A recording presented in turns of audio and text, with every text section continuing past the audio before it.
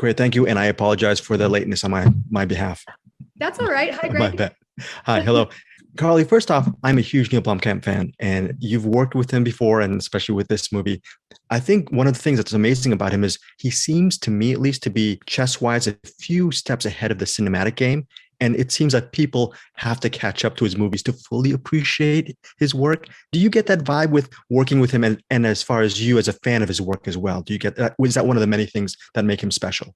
Yeah, absolutely. I mean, I think that, I was a big fan of his from District 9 before I got to work with him on Elysium. I remember going to the theater to see District 9 and I was just sort of blown away. I was really, it to me was a very, very like game-changing film. It sort of subverted the genre, and I really appreciated that. And so I was a big fan of his going in. So when I had the opportunity to work on Elysium, the same thing, I was just kind of like, these concepts are so interesting and so intricate and so involved and so well honed in his mind. And then the next stage of that was doing these Oats Studios shorts with him, which again were just sort of like subverting genres, flipping the switch, experimenting, tonally kind of all over the place in a good way.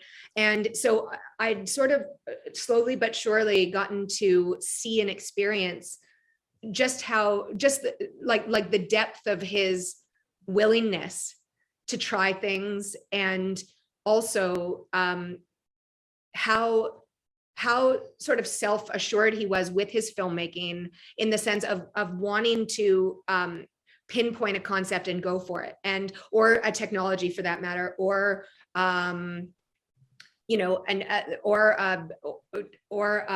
theme.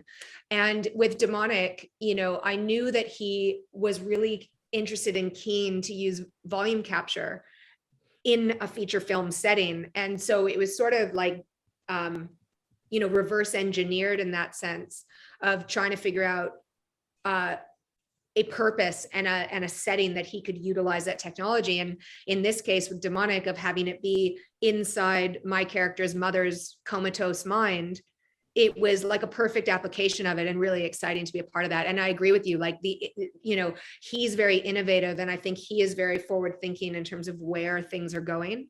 And so it was a true pleasure to be amongst that. You've talked about demonic possession all day. You've talked about the mocap and all that stuff. I want to just dig a little bit deeper. How about that sneaky idea that we can use virtual reality, a different world, to actually maybe confront our own demons? I think that's something that's really baked into. I thought that was amazing once you really dig deep into it. Yeah, I think that's that is the thing, like when we first meet this character, she's having like recurrent nightmares, right? So that's her subconscious, and her subconscious is obviously tortured and dark and tethered to something. We understand that it's like this severance from her mother, this rift with her mother, this trauma that's happened in the past. And then to be able to utilize the technology to like go in and start to heal that was a really compelling idea to me. Like I'm a firm believer in, like, in order to start healing, we have to start surrendering. Like we have to be vulnerable in order to get to the other side of it, to get to the lighter side of it.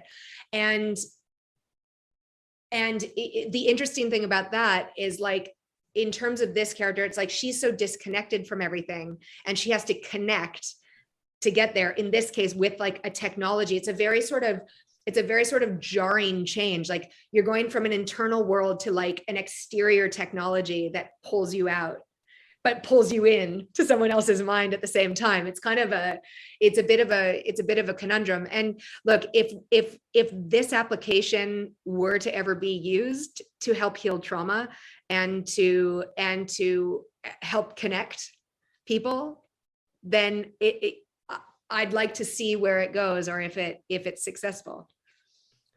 Thank you so much for your time. I really appreciate it. I definitely want to go to your residence and steal whatever is back there, because it's beautiful. That artwork behind you.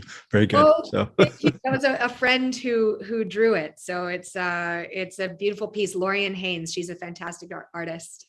great. I appreciate it. Thank you so much. And take care. Okay, thanks, Okay. Greg.